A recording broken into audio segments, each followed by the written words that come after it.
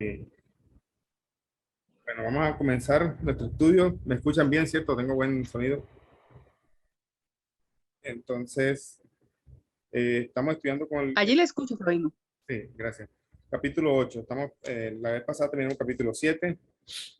Capítulo 8 del Tania, de la parte que se llama Portal de la Unicidad y la Emuná. Como mencioné en el PDF que les mandé, esta parte es muy buena para lo que estamos estudiando del otro curso, de la parte de lo que se llama la Emuná. Allá estoy tratando de resumirlo, pero recomiendo estos estudios, están grabados ahí en YouTube también.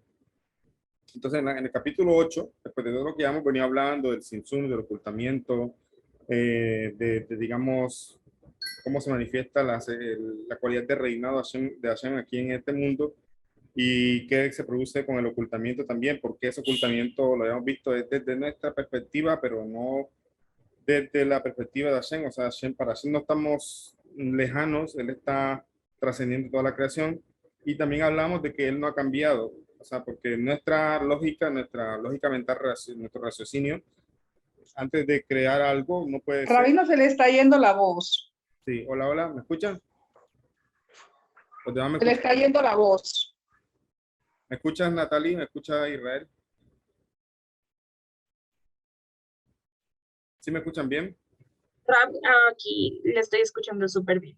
Bien, bien.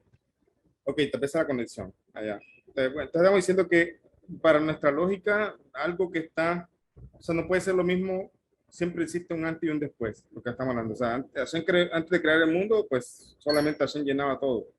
Y al crear, El sonido está intermitente, Rabino. quisiera que, Creo que es el tuyo, el sí, sí, sí. porque yo le estoy escuchando súper bien. ¿Me escuchas bien, Israel? Israel, puedes escribir también si quieres, si estás escuchando. Revisa ya, señora Elsie. Entonces, para nosotros no puede algo cambiar, o sea, no puede haber un antes y un después sin un cambio. Si no existe un cambio, entonces no existe ni antes ni después en nuestro raciocinio, en nuestra lógica, ¿cierto? Entonces, acá el Tania del capítulo anterior nos estuvo hablando precisamente de que no es así con Hashem. Hashem no está limitado por un tiempo, por el espacio, por las cosas que él creó. Él trasciende todo y él, a pesar de que sale de un ocultamiento, él sigue siendo el mismo. Eso mencionaba el capítulo 8. No ha habido ningún cambio en él.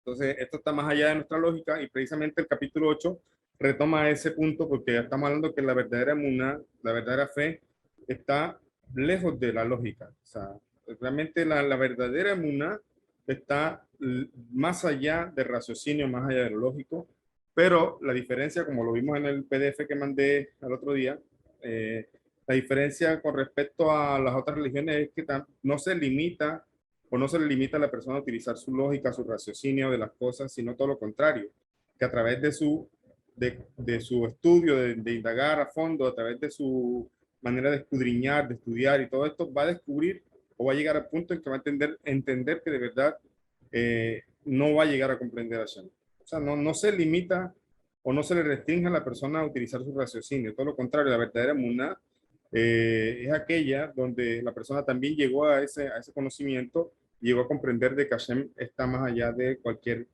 raciocinio. Capítulo 8 empieza diciendo, ahora bien, lo que ha dicho Rambam, Maimónides, sea su memoria para bendición, que el santo bendito sea su esencia y ser y su conocimiento son totalmente uno, una unidad perfecta y de ninguna manera un compuesto. Se aplica igualmente a todos los atributos del santo bendito sea y a todos sus sagrados nombres y a las denominaciones que los profetas y sabios le han atribuido, tales como gracioso, misericordioso, benevolente y similares. O sea, aquí empieza explicando y citando el Rebe al Rambam. El Rambam sabemos que fue un gran pensador judío, incluso también influyó en la literatura no judía también, o sea, considerado por los no judíos también un gran pensador. Y el Rambam viene a decir que, que el santo bendito sea su esencia, lo que es realmente él, y su ser y su conocimiento son totalmente uno. O sea, no es que existe el conocimiento de Hashem como algo separado de él, como generalmente pasa con el ser humano, Y no es que existe también sus cualidades como algo separado de él. O sea, él, su esencia y su conocimiento, todo él es uno solo. No hay aquello de que son tres y todo lo que se malentendió en las religiones, ¿no? O que se infundió en las religiones. Él es uno y una unidad perfecta. Él y sus cualidades es uno solo, una sola cosa. Y de ninguna manera está compuesto.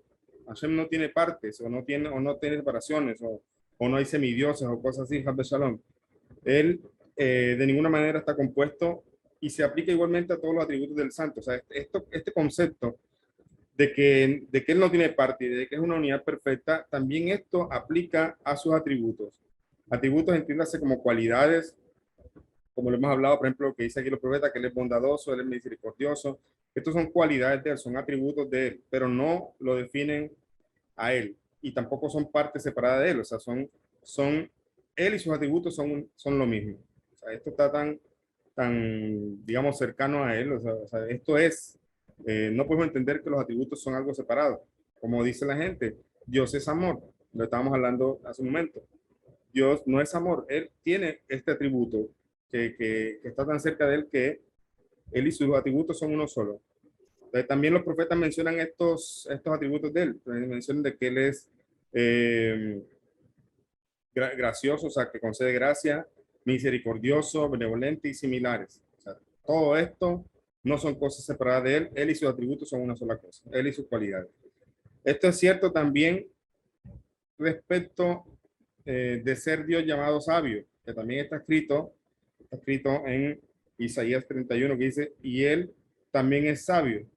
Entonces está diciendo que también esta expresión no se aplica en completitud a él, o sea, no lo define a él, o sea, el hecho de su atributo de sabiduría. Y análogamente, respecto a su voluntad, como está escrito, Hashem desea a quienes le temen y él quiere realizar bondad. ¿De qué estamos hablando aquí? El Rambam explica esto que lo llama antropomorfismos. O sea, nosotros utilizamos expresiones de nuestro propio lenguaje para tratar de entender a Hashem, pero lo que está diciendo el Tania, y citando a Rambam, que Rambam también lo dice, es que en verdad estas cosas no lo definen a él. Él no está encajonado o limitado por estos atributos. Todo lo contrario, estos atributos y él son una sola cosa que está más allá de nuestra comprensión, más allá de nuestra él es sabio, como dice, pero no con una sabiduría conocible, o sea, no es fácil, y es imposible saber completamente entender su sabiduría. Entonces, estos son atributos con los que él actúa, pero que los profetas los expresaron y el Rambam aclara de que son antropomorfismos, o sea, son palabras de nuestro lenguaje para poder tratar de entender algo, pero hay que entender que esto no le define a él completamente como una de estas cosas con estas cualidades. Cerró el micrófono, por favor. ¿Aquí tiene micrófono? Ya lo cerré. A eso se refiere. Ya son todas estas cosas son parte de nuestro lenguaje para poder tratar de expresar una idea que trasciende nuestra lógica, pero decimos, él es sabio, pero esto no aplica a él porque su sabiduría no es conocible, no es como una sabiduría humana, como la que nosotros tenemos. Y también hay otra cosa interesante que aquí dice Hashem, está escrito en Salmo 147:11, que él desea a quienes le temen y él quiere realizar bondad y él desea el arrepentimiento de los malvados y no desea su muerte y sus maldades. Esto también dista mucho de lo que las religiones han enseñado, que siempre han metido infundado el temor, más que temor, un miedo a que si no haces esto se va para el infierno, Hashem te va a castigar allá. Y aquí este texto que estamos citando exactamente del libro de Ezequiel 18:23, que dice, él desea el arrepentimiento de los malvados y no desea su muerte y sus maldades. O sea, Hashem no es un Dios que manda a las personas eternamente al Geinom, como la gente lo ha entendido, que el concepto, existe la palabra Geinom y existe un concepto de donde se limpian las almas, pero que no se parece a lo que la gente entendió con las religiones, que es el infierno, que es un lugar de condena eterna, etcétera, que realmente dista de lo que es realmente Dios. Dios no desea la muerte del malvado, desea que él se arrepienta. desea que haga Teshuvah, y por eso siempre tendrá la oportunidad para Teshuvah mientras se mantenga con vida. Nunca es tarde para hacer Teshuvah. Entonces, cuando la persona, entre sus pilares fundamentales de la emuná, debe comprender que su emuná también debe incluir de que él siempre tiene un tiempo para hacer Teshuvah y de que Hashem no espera la muerte del malvado. Cuando la persona se hace consciente de esto, se va a dar cuenta que nunca es tarde para hacer Teshuvah. Siempre, mientras tenga vida, mientras siga respirando, puede sobreponerse a ese mal interno que tenemos y arrepentirse y dominar ese mal. De todos estos textos que estamos leyendo, todos estos versículos que estamos leyendo son palabras que traen los sabios también, los profetas, pero que realmente tampoco le definen completamente a Hashem, solamente son palabras que utilizamos para poder entenderlo en nuestro conocimiento. Y dice, del mismo modo está escrito también, tus ojos son demasiado puros como para contemplar el mal. Esto está escrito en Habacuc 1:13. También está dicho, y dice, continúa diciendo aquí, sin embargo, su voluntad, su sabiduría, su atributo de bondad y piedad y sus demás atributos no agregan pluralidad y composición. Eso es lo que hay que tener claro. ¿Por qué lo leíamos también en el libro Kabbalah para las Naciones? Las naciones llegó a un punto también donde percibían la pluralidad de manifestaciones de Hashem en este mundo como deidades aparte. ¿Ya? Entonces se empiezan a hacer Avodah Zará porque no comprenden la pluralidad de manifestaciones, o sea, la diversa forma en que Hashem se manifiesta en su mundo y terminan haciendo adoraciones a estas manifestaciones, al Shalom, y no al verdadero creador, a quien las emana. Por eso está diciendo aquí, su sabiduría, su atributo de bondad y piedad y sus demás atributos, sus demás cualidades, no agregan pluralidad y composición en él. O sea, él no está, esto no lo fracciona a él en partes. Hadbe Shalom, él no tiene partes, él no tiene límites y estas cosas, estos atributos no lo definen en su totalidad, sino que a nuestro entender podemos entender un poco de su manifestación en este mundo, pero teniendo claro que todo, absolutamente todo proviene de él. No como, por ejemplo, también las personas que en las religiones que perciben que lo malo viene del Satán, de una fuerza opuesta a Hashem, y que lo bueno viene de Dios. Esto está mal. Es precisamente crear crear una división en su manifestación, porque también sabemos que el mal es producto de su ocultamiento. O sea, el mal es algo creado por Dios, no es algo separado de Dios, que es lo que estamos hablando. Eso es llegar al dualismo pagano de creer que hay dos fuerzas, una fuerza negativa, una fuerza positiva, y que tenemos que esa fuerza negativa es independiente y funciona como algo revelado, algo independiente de Dios, o incluso los orientales lo simbolizan con el yin y el yang, la fuerza de la parte negra que representa el mal, la parte blanca.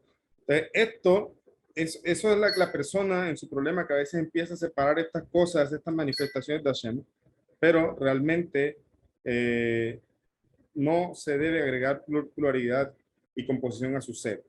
Ya, el hecho que nosotros no entendamos algo aquí, o sea, el mal sí, el mal es algo evidente, pero algo que creado por Hashem, y también el ser humano tiene libre albedrío, tiene la capacidad de sobreponerse a ese mal. Pero debemos entender que eso que percibimos como malo, aún dentro de eso hay un bien, solamente que no es un bien revelado. Dice aquí, no agregan, sus demás atributos no agregan pluralidad y composición a su esencia y ser, sino que su esencia y ser y su voluntad, sabiduría, entendimiento, comprensión y su atributo de bondad, poder, piedad y belleza que se compone, o sea, todos estos atributos son los que hemos visto con la Sefirot, ¿no? Solamente que están hablando de la traducción, o sea, Tiferet, Gesed, Geburah, Netzach, todos estos atributos que se componen de su bondad y poder, y del mismo modo sus demás atributos, todos constituyen una unidad absolutamente perfecta que es su mismísima esencia y ser. O sea, todos estos atributos conforman una unidad con Hashem. Y como Maimónides, sea su nombre por la bendición, declaró, está más allá de la capacidad de la boca para expresarlo, más allá de la capacidad del oído para escucharlo y del corazón del hombre para conocerlo cabalmente. O sea, todo esto está más allá de nuestra comprensión. Todo lo que podamos decir de Hashem no lo define a él, está más más allá de la boca para expresarlo, como dice Rambam. Más allá de la capacidad del oído para escucharlo y más allá del corazón del hombre para conocerlo cabalmente. Esto ya lo hemos hablado. En el PDF que envié ayer o antes de ayer, hablamos de que se debe empezar con emuná. O sea, no es lo contrario. Normalmente uno empieza sabiendo, porque eso lo enseñan nuestros padres también, de que existe un Dios, de que no tiene partes, de que todo lo creó Él, de que la Torah es verdadera. Son parte de los principios de fe también. Pero en la medida que el joven judío crece, se desarrolla y empieza a indagar por sí mismo, empieza a estudiar por sí mismo, va a llegar a profundizar en esta emuná que ahora que recibió sin racionalizar mucho, solamente se le enseñó que existe un Dios y se le enseñó a decir Shema, que es una de las primeras cosas que se le enseña al niño judío cuando está pequeñito. Entonces él dice Shema Israel, Hashem es uno. Él no entiende esa unidad todavía. Él solamente dice Hashem es uno porque así le está enseñando el papá. Pero en la medida que el niño crece, en la medida que el niño, su intelecto también se desarrolla, el niño va a poder estudiar e indagar y comprender y seguir profundizando en este conocimiento. Hasta tal punto que llega al límite de sus capacidades, donde realmente se va a dar cuenta que ha llegado a un punto muy alto en conocimiento y sabiduría, pero que la conclusión de todo ello es que Hashem está más allá de cualquier raciocinio, está más allá de cualquier palabra, está más allá de cualquier pensamiento que podamos decir. Ponemos el ejemplo sencillo, que lo hablaba aquí con mi sobrino que está visitando. Decía, ¿qué hay detrás de la idea? Cuando nos surge una idea en la mente, ¿qué hay antes de la idea? Dice, nada. Pero la respuesta no es nada, hay algo, hay un potencial de esa idea que no es conocible, o sea, no está para nuestra mente consciente, está más allá de eso. Ahora, más allá de ese punto en que la idea surge, aunque sea como un potencial, que todavía no es idea, porque cuando la captamos como idea ya es captable, más allá de ese punto donde hay un potencial de la idea, todavía hay algo más profundo que la idea, un antes mucho más elevado. Entonces, si nosotros, cuando ponemos a pensar, bueno, ¿qué hay antes de que surja la idea en mi pensamiento? Realmente la palabra que utilizamos es nada, pero no es que no haya nada, sino que nuestra mente consciente no puede explicarlo. Está más allá del raciocinio, está más allá de lo consciente. Y si estamos hablando de Hashem, que está mucho, o mi alma, pues personalmente mi alma está mucho más allá, elevada de eso, pues por eso que incluso hablar de alma también es hablar en relación a mí de nada. ¿Qué soy yo? Nada, o sea, porque no tenemos palabras. No hay nada que decir, como dice Ramba aquí, está más allá de la capacidad de la boca para expresarlo. O sea, no podemos expresarlo, pero el hecho de que no lo podamos expresar no significa que no exista, no significa que no sea real, simplemente significa que está más allá de cualquier cosa que podamos decir, más allá de nuestro raciocinio.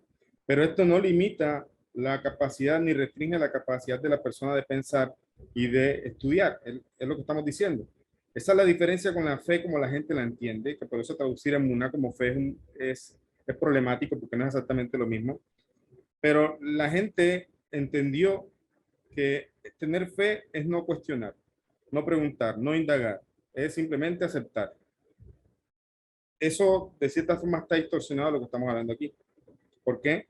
Porque si bien sabemos que Hashem está más allá de nuestro conocimiento y si bien tenemos que tener la certeza de que es así, aunque no lo logremos comprender, pues Hashem en ningún momento nos restringe nuestra capacidad de pensar, indagar, estudiar, profundizar, sino que todo lo contrario, deberíamos, como dice que tenemos una misma de Yediat Hashem, cuando Hashem dice los enunciados antes con los que abre la entrega de la Torá en el Sinaí, que son llamados, normalmente lo llama la gente los 10 mandamientos, nosotros llamamos los 10 haceres de Dibrot, los 10 dichos. Hashem abre la entrega de la Torá diciendo, Anoji Hashem Elokeja, yo soy Hashem tu Dios, que te sacó de la tierra de Egipto. Y después empieza a hablar y guardarás Shabbat y respetarás a padre y a la madre. O sea, empieza a decir un resumen de lo que es la Torá, que son esos 10 haceres de Dibrot, los 10 dichos. Sin embargo, los sabios discuten acerca del primero. El primero dice, Anoji Hashem Elokeja. O sea, dice, yo soy Dios. Por eso dicen, esto no es un mandamiento, es solamente una introducción que Hashem hace para lo que viene después, que va a ser los mandamientos. Pero otras veces dicen, no, en verdad es un mandamiento. Lo que pasa es que ese setum es cerrado, no es evidente este mandamiento allí. O sea, no aparece como una orden. Aquí aparece una expresión donde dice yo soy Hashem tu Dios. La conclusión de los sabios es que sí es un mandamiento, pero es un mandamiento que está cerrado, o sea, que no está una orden explícita, pero indirectamente Hashem está diciendo, debes saber que yo soy Hashem. Ahora, saber implica saber, es muy diferente a creer. Saber implica estudiar, saber implica conocer. De ahí explican los sabios que existe una misma para el judío de Yediat Hashem, de conocer a Hashem, en la medida que él se reveló. ¿Por qué en la medida que él se reveló? Y en la medida de nuestras capacidades, porque nosotros, por muy inteligentes que seamos y por muy alto que se llegue el conocimiento de la Torah y de la verdad de Hashem, aún eso es corto para lo que es él. No lo podemos definir, no podemos comprender. Pero tenemos una obligación de Yediat Hashem, de conocerlo a él en la medida que él se deja conocer a este mundo y en la medida de nuestras capacidades, porque no es lo mismo en la medida que lo conoció el Ari Kadosh que una persona simple como nosotros. ¿Por qué? Porque él tenía capacidades diferentes en su alma que llegó a conocer a Hashem de una manera mucho más profunda, pero aún así, aún él y aún Moshe Rabenu no logran o no pueden llegar a comprender a Hashem en su totalidad, porque esto está más allá de cualquier ser creado. Pero obvio que hay seres creados que tienen capacidades más elevadas y las desarrollan también. Y obvio que también existen personas simples, pero no por eso la persona va a decir, no, yo como no entiendo eso, yo no voy a estudiar. No, en tu nivel, en tu esfuerzo, en tus capacidades, tienes que estudiar y comprender a Hashem. No creer, tienes que saber. Por eso dice Hashem, yo soy Hashem. Tienes que saber que yo soy Hashem. Entonces tenemos la obligación de conocerlo, de estudiarlo, de indagar. Entonces, esta emuná no es algo distante del cuestionamiento sano, de la reflexión sana, todo lo contrario. Sábelo y estúdialo. Eso es lo que dice Hashem. Debes saber que yo soy Hashem. Debes saber que no hay nada más. Debes saber que no me vas a comprender con tus indagaciones. Debes saber que por mucho que estudies, no me vas a entender. Debes saber que tu método científico es algo que no es nada delante de mí. No me vas a demostrar por el método científico. Debes saber que nada de lo que puedas decir me va a definir a mí, pero no por eso no tienes que estudiar, no tienes que reflexionar y profundizar. Al contrario, yo te hice un ser inteligente, entonces conóceme en la medida que yo me revelé y en la medida de tus fuerzas. Pero dice aquí, pues el hombre visualiza en su mente, continuando aquí, de que todo esto está más allá del ojo, más allá de la boca para expresarlo. Entonces, pues el hombre visualiza en su mente todos los conceptos que desea concebir y comprender. El hombre por naturaleza genera, pues, cuando piensa en una idea, la visualiza. Me preguntaba mi esposa el otro día, ¿tú cuando no visualizas ideas en tu mente, o sea, cuando quieres hacer algo? Yo le dije, sí, generalmente cuando quiero hacer algo, pero no siempre, a veces uno logra visualizar las cosas. Pero inconscientemente, hagamos el ejemplo, cuando una persona empieza a leer una obra literaria, donde están, por ejemplo, digamos, la Odisea, no sé, una de estas obras griegas, y empieza a leer y está imaginándose toda esta travesía de Ulises en la Odisea, si no estoy mal, y casi que logra crear una película en su mente y esto le complace, le produce un placer de ver de leer estas lecturas. ¿Por qué? Porque de manera natural está creando la imagen en su mente, tal como se encuentran dentro de sí mismo. Entonces el hombre también proyecta lo que hay dentro de sí. Por ejemplo, si desea observar la esencia de la voluntad o la esencia de la sabiduría o del entendimiento o de la comprensión o la esencia del atributo de bondad y piedad similares, las visualiza todas tal como están dentro de sí mismo. O sea, nosotros proyectamos muchas veces lo que hay en nuestra mente, ese es el tema. Por eso que a profundidad, cuando se estudia a profundidad, los que estudian Kabbalah, los que tienen esas capacidades, ellos no pueden visualizar cosas. O sea, no es que no, o sea, me refiero, no deben crear imágenes en la mente porque son cosas muy abstractas. Entonces, está prohibido crear imágenes de lo que se está leyendo. Sin embargo, el ser normal, por naturaleza, tiende a crear imágenes en su cabeza y cuando lee sobre el atributo de bondad, piedad y similares, las visualiza todas tal como están dentro de sí mismos, o sea, no como son esas cualidades realmente, porque no las logra comprender, sino como Él las interpreta.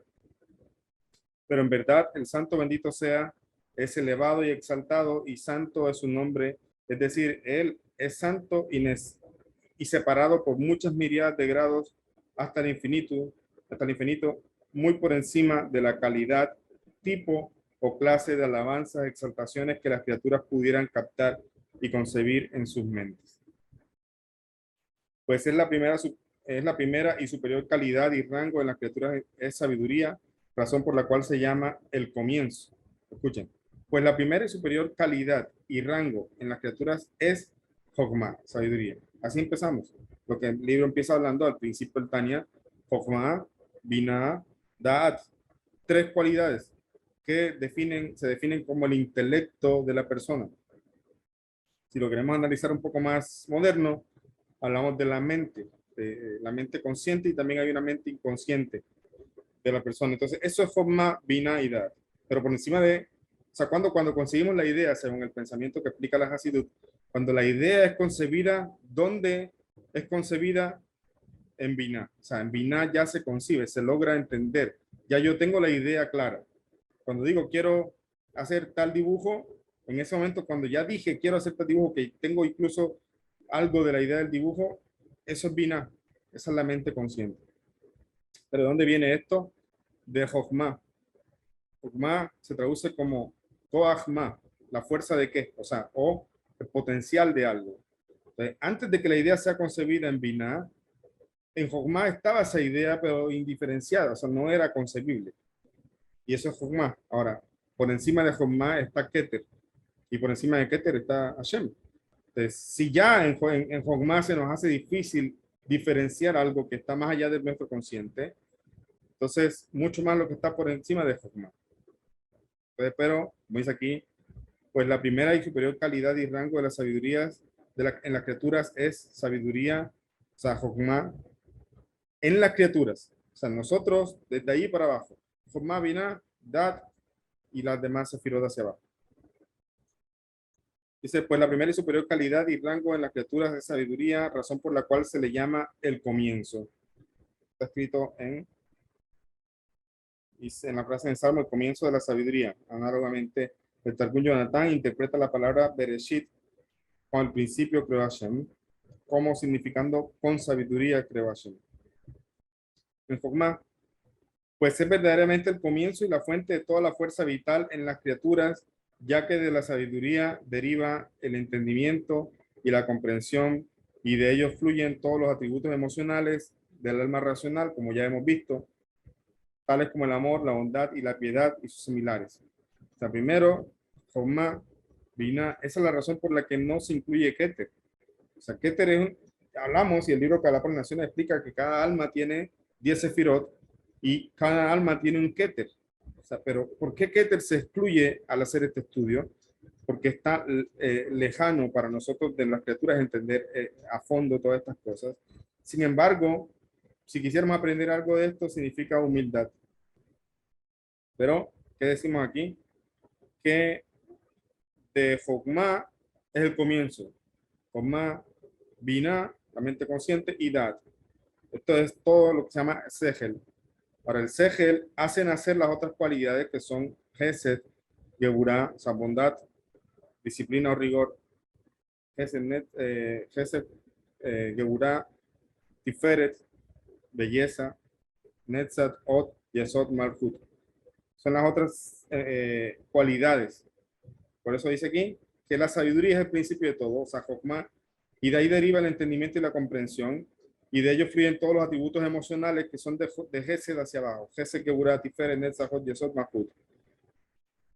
Y de ello fluyen, o sea, de estos atributos, todos los atributos emocionales del alma racional, tales como el amor, la bondad y la piedad y sus similares. Esto es visto vívidamente en el hecho de que un niño, al carecer de comprensión, al carecer de da'at, está siempre enojado y es hosco, e incluso su amor es hacia otras cosas triviales que no merecen ser amadas, debido a que carece de la comprensión necesaria para amar las cosas que merecen amor, pues el amor de cada persona varía con el nivel de la comprensión. Dicen los sabios también, dice el Tania también, de hecho, cuando una persona desea algo, desea cosas de acuerdo a la calidad de su intelecto. Cuando una persona le gusta cosas que no son tan buenas, es precisamente un reflejo de la calidad de su intelecto.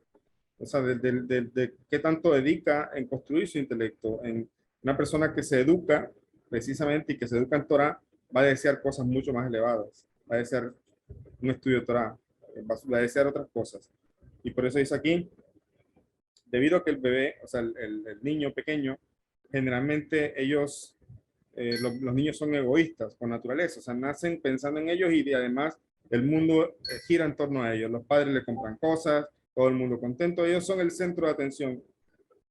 Pero al mismo tiempo, ellos tienen una incapacidad a su edad de poder amar las otras cosas porque no las entienden. O sea, no es que sean malos, los niños no tienen esa conciencia. Esa conciencia se desarrolla en la medida que el niño crece y de acuerdo al ambiente en el que se desarrolla, porque obviamente si se desarrolla en un mal ambiente y viendo cosas malas y aprendiendo malas cosas, obviamente que este niño desarrolla esta edad, esta comprensión de una manera corrupta, más decir, un poco corrompida, porque no lo hace de manera adecuada. Entonces, el niño desarrolla y debe desarrollar esa comprensión, pero al principio él carece de esa comprensión necesaria para amar las cosas que merecen amor, pues el amor de la persona varía con el nivel de la comprensión. Y esto aplica incluso para la pareja. Cuando uno se hace sensible, como decíamos en la charla que decíamos hace un momento, a las necesidades del otro también y también comprende al otro en sus dificultades, le ama.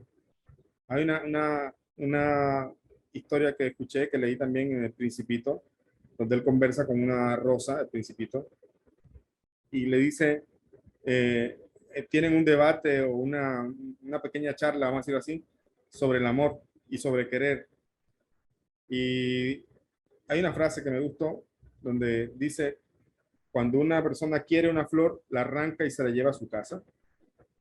Pero cuando una persona ama una flor, la deja donde nació y la riega y la cuida. Y es cierto, a veces creemos que amamos algo, pero en verdad no lo amamos, lo queremos con nosotros. Queremos que actúe de tal o cual forma con nosotros. Entonces no es que le amemos al otro, no es que lo comprendamos al otro. Lo que necesitamos es llenar nuestro vacío haciendo que el otro actúe de la forma en que yo quiero. Entonces por eso el niño a veces es así también. O sea, el niño es lo que yo quiero. No está pensando en otro, no está pensando en que papá tiene razón, que entiende a papá porque papá le restringe ciertas cosas. No, yo quiero esto, punto. El querer es diferente y amar es precisamente cuando dice aquí que para amar las cosas que merecen amor, el niño carece de eso, pues el amor de la persona varía con el nivel de la comprensión. Esto aplica para todo. Ya le digo, si hablamos de la pareja, yo amo una pareja cuando entiendo sus dificultades y en medio de ellas también salimos adelante y también trabajamos juntos. Y cuando yo la veo que está aturdida, afligida, lo que sea, y me solidarizo y también la ayudo, ahí también estoy amando a esa persona. De hecho, el amor que la gente tiene en la mente es el amor de telenovelas que ha visto lastimosamente, donde amor todo es color de rosa y la flor y todas estas cosas que si bien son bonitos detalles, no es solamente eso. Hay una historia que escuché de Rabino Benayón que él escuchó también y dice que le sorprendió mucho. Igualmente cuando yo la escuché de él, me sorprendió mucho y es de una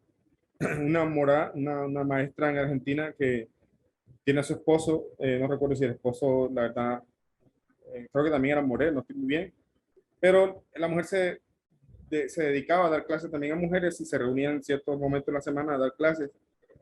Y él iba saliendo en el carro, entonces ella le dijo, ve que llegues a tal hora porque tengo una reunión con mis alumnas a tal hora, necesito el carro. Ok, amor, no hay problema, se fue. Pero llegó el momento que va acercándose la hora y no llega el marido, no le llama, no le contesta, le escribe, no le contesta, y se demoró y al final pasó la hora y estaba retrasada la mujer, estaba molesta porque el marido no había llegado, y al final el hombre llegó con un ramo de rosas y se lo entregó Y la mujer cogió el ramo de rosas, lo puso en la mesa y le dijo, entrégame las llaves del carro. Y cogió las llaves y se fue. Entonces, a simple vista, esto parece malo. Cuando la mujer está hablando con sus alumnas, contando la historia, justo le pone este ejemplo y dice, cuando yo iba a salir, mi esposo me llegó tarde y llegó con un ramo de flores, yo lo cogí, lo puse en la mesa y le pedí las llaves y me vine, molesta con él. Dice, pero Morá, ¿cómo hace eso usted? O sea, su esposo quiso hacer un detalle bonito con usted, le trajo flores. Y ella le dijo, y esta es la enseñanza, le dijo, yo no necesito flores. O sea, yo solamente necesitaba las llaves del auto para venir aquí. Y si él me ama, en verdad se hubiera preocupado por eso. La flor es muy bonito el detalle, pero eso es lo que debía preocuparle a él. Y eso no está bien. Tiene razón. Tiene razón. A veces creemos que amar es simplemente comprar un detallito una vez al año, comprar un regalo, etcétera. Amar no es eso. Amar es en el día a día, en el trabajo, en casa, en ver, solidarizarse con el otro y también entender sus necesidades, como dice aquí, comprender eso del otro y poder amarlo. Entonces también acá, para amar a Hashem, para desarrollar ese amor a Hashem, tengo que comprenderlo, tengo que estudiar. La emuná tiene que fortalecerse. O sea, no es que yo creo, bueno, yo creo que Dios está allí, como estamos hablando de la traducción errónea de la fe, pero la gente no se dedica a estudiar. ¿Ya? Ahora, la emuná en el pueblo judío es algo innato, herencia de Abraham, Isaac y Jacob. En los judíos está ese potencial también, pero muchas veces Hashem ayuda a la persona a través de las vicisitudes y dificultades de la vida a llegar a esa creencia que después tiene él mismo que conscientemente empezar a fortalecer con su estudio y su comprensión para poder desarrollar un amor hacia Hashem que lo hace unir a él y lo hace mantenerse firme a pesar de las dificultades. Eso es emuná. Emuná es ser coherente con lo que sé. Si yo estudio sobre Hashem, sobre los atributos, sobre las cualidades, sobre que Hashem es misericordioso, sobre de que Hashem es perfecto, de que todo en el mundo, absolutamente todo viene por su voluntad, pero cuando tengo un problema me olvido de eso, entonces no tengo emuná, no soy coherente con lo que estudio. Tengo que poner en práctica lo que estudio, tengo que saber y llevar a la práctica. Eso se llama da'at, eso se llama comprensión. ¿Ya? Y también se entiende como ligar. ¿Ligar qué? Ligar lo que sé con mis actos. Y actos resume tres cosas, las tres vestimentas del alma. Pensamiento, palabra y acción. Significa que yo tengo que pensar también de acuerdo a la emuná, a mis estudios. Tengo que actuar de acuerdo a lo que está estudiando también. Y tengo que hablar también de acuerdo a lo que también sé. Y esto no significa andar hablando de religión o hablando de Torah siempre, aunque les voy a decir, en Israel, cuando uno está con gente que está en el mismo entorno que uno, generalmente las conversaciones son de Torah. A veces uno se encuentra en el bus con un compañero y él va con un libro de... Me pasó muchas veces, yo estoy sentado en el bus y llegaba un vecino o a veces personas que no conocía. Me pasó una vez que una vez se subió una persona que yo no conocía al bus, se sentó a mi lado y venía con una Mishnah y me dijo, estudiamos. Yo dije, claro, y empezamos a estudiar en el bus. Yo no lo conocía, pero él venía aprovechando su tiempo leyendo que era Mishnah Berurah. Mishnah Berurah, estamos estudiando sobre cómo se cortan las uñas, todo esto, y él me dijo, estudiamos. Yo le dije, claro, vamos, vete, vamos a estudiar. Y empezamos a estudiar. Entonces sí, es verdad que se incorpora esto en la vida de tal forma que esto fluye, no es fanatismo, es la vida diaria de la persona. Ahora, no estamos diciendo que la persona también, o el Ben Noach tiene que comportarse de la misma forma, lo que estamos hablando es que por lo menos empiece a imbuir esa conciencia divina en cada cosa que hace, en su trabajo, en su familia, etcétera, etcétera. Y eso se desarrolla a través de la comprensión, tal como el bebé no puede amar porque no comprende. Nosotros también, para poder amar a Hashem y actuar de acuerdo a su voluntad, tenemos que comprender y estudiar, y por eso comprendemos que la emuná no limita el intelecto de la persona, todo lo contrario, la persona tiene que también usar su intelecto para fortalecer la emuná y desarrollarla mejor. Entonces, vamos a dejar allí, terminamos en la página 338, al principio del párrafo del lado derecho.